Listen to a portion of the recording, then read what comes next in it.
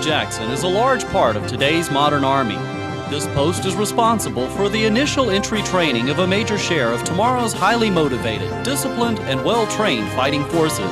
The mission is to teach and inspire young Americans toward selfless military service and to instill the 7 Army values. Fort Jackson opened in 1917 as Camp Jackson and has served as a training post throughout its history. An average of 35,000 soldiers are trained here annually. The fort is located in the center of the Midlands region of South Carolina. Fort Jackson is in the position to provide for our nation and you an army of soldiers of which we can all be proud. Everything done is directed toward that mission. For at Fort Jackson, our motto is, "Victory starts here." Basic training is a physically and mentally demanding experience and is the greatest challenge a soldier may ever face. To enhance training effectiveness and soldier motivation, basic training is conducted in 3 distinct phases.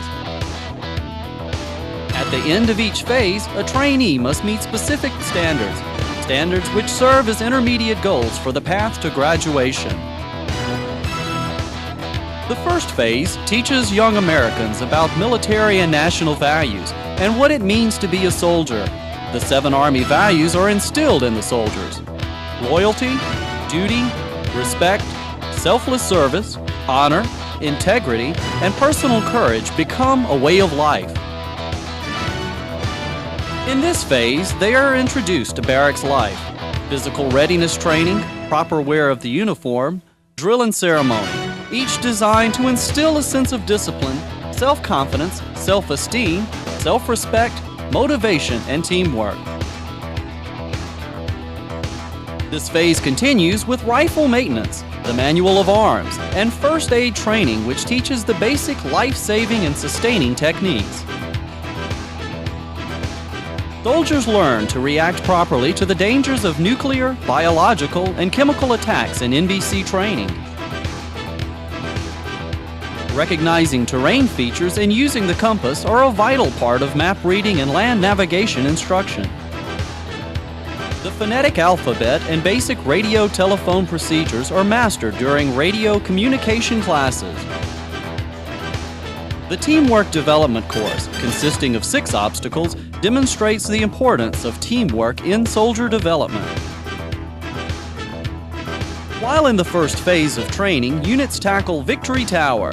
There, soldiers continue to build their physical fitness and confidence. During Phase 2, soldiers begin their instruction in basic rifle marksmanship. They learn how to zero their weapons and how to engage stationary and pop-up targets at distances up to 300 meters. The goal is for every soldier to qualify with the M16 rifle. This phase continues with skills acquired in foot marching. There are several road marches with field equipment to and from various training areas.